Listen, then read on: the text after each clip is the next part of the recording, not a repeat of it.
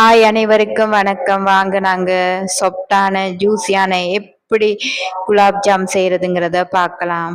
என்னுடைய வீடியோவை சப்ஸ்கிரைப் பண்ணலாம், சப்ஸ்கிரைப் பண்ணிக்கோங்க. பில் சிம்பலையும் தட்டி விடுங்க. மறந்துடாம லைக்கொன்னும் போட்டுடுங்க.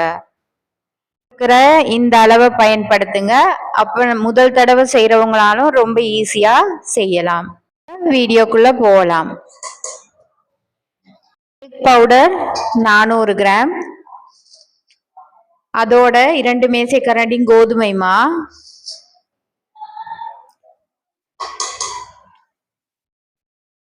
சோடா அரை தேக்கரண்டி, உருக்கி எண்ணெய் 2 மேசைக்கரண்டி எல்லாம் நல்லா சேர்த்து மிக்ஸ் பண்ணிக்கோங்க.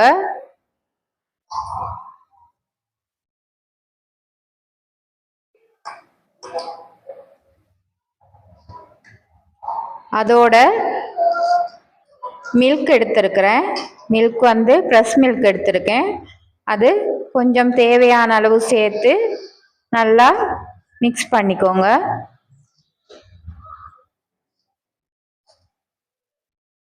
கொஞ்சம் கொஞ்சமா சேர்த்து மிக்ஸ் பண்ணுங்க.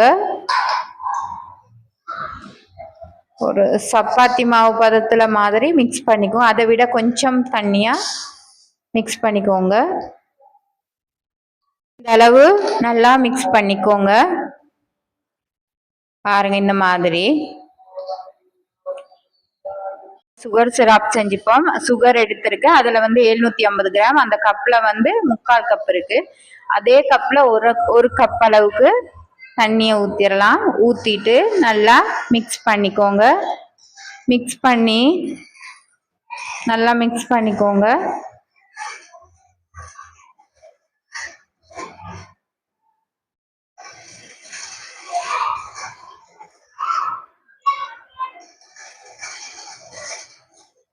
இது நல்லா சூடாகட்டும். பாருங்க,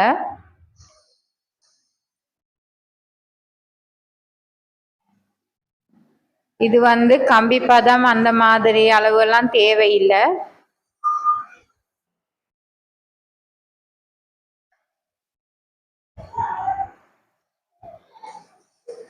சாதாரண அளவு.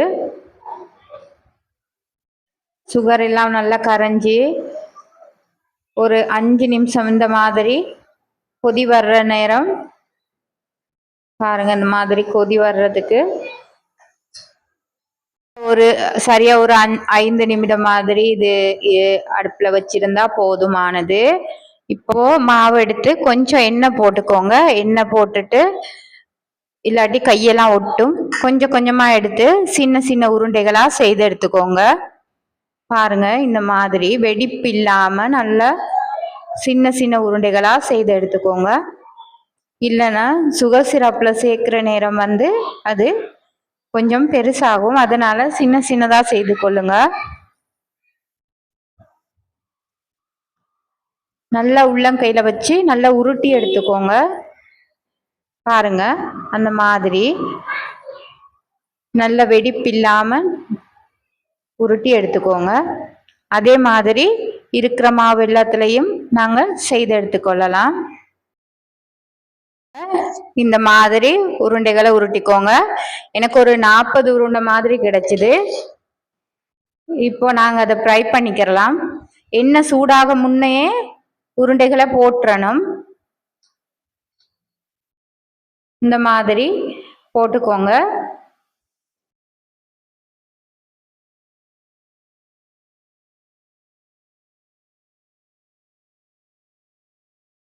இந்த அளவு போட்டுக்கோங்க. இப்போ பாருங்க, இந்த உருண்டைகள் வந்து அப்படியே எண்ணெயில மேல வரும்.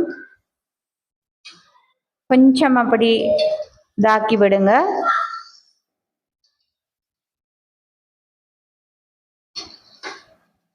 கொஞ்சம் எண்ணெய் சூடாயிட்டு வர்ற நேரத்துல அந்த உருண்டைகள் எல்லாம் மேல வந்துடும்.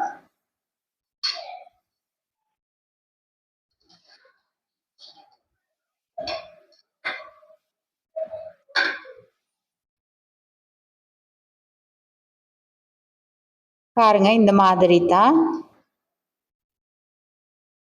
இப்படி நல்லா வேக காட்டியும் நல்லா வேக விடுங்க.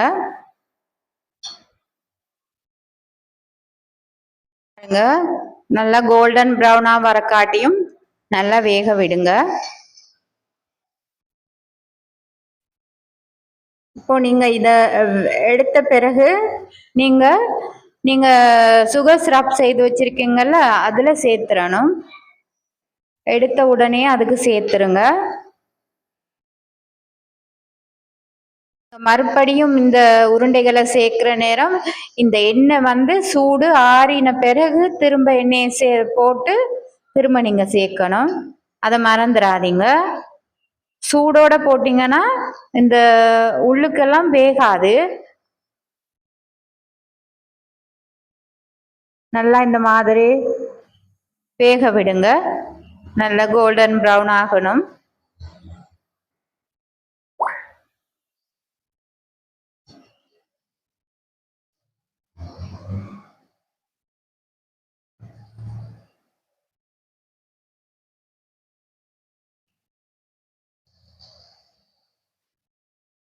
இப்போ நாங்க இதுல உள்ள எண்ணெயெல்லாம் நல்லா நிக்கிட்டு இப்போ நாங்க இத சுகர் சிரப்ல சேர்த்துடலாம்.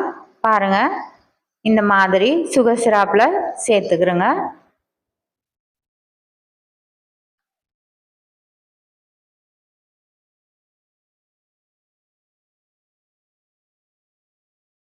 மீதமுள்ள எல்லா உருண்டைகளையும் நல்லா ஃப்ரை பண்ணி எடுத்துக்கோங்க. எடுத்து சுகர் சிரப்ல சேர்த்துருங்க. பாருங்க, இந்த அளவு நல்லா பாருங்க. இந்த மாதிரி எல்லாத்தையும் சுகர் சிரப்ல சேர்த்து இதை ஒரு மூடியை போட்டு மூடி அப்படியே வச்சிடறேங்க. ஒரு 4 ஹவர் போல வச்சுட்டு அதுக்கு பிறகு எடுத்து நீங்க கொடுக்கலாம். பாருங்க, இந்த மாதிரி தான் எனக்கு கிடைச்சிருக்கு. எவ்வளோ பெர்ஃபெக்டான எவ்வளோ ஜூஸியான ஒரு குலாப் ஜாம் கிடைச்சிருக்குன்னு. நீங்களும் இந்த மாதிரி செய்து பார்த்துட்டு கமெண்ட் பாக்ஸில் கமெண்ட் ஒன்று சொல்லுங்கள். நீங்களும் செய்து பார்த்து கமெண்ட் பாக்ஸில் கமெண்ட் ஒன்று சொல்லுங்கள் டேஸ்ட் எப்படி இருந்ததுன்னு.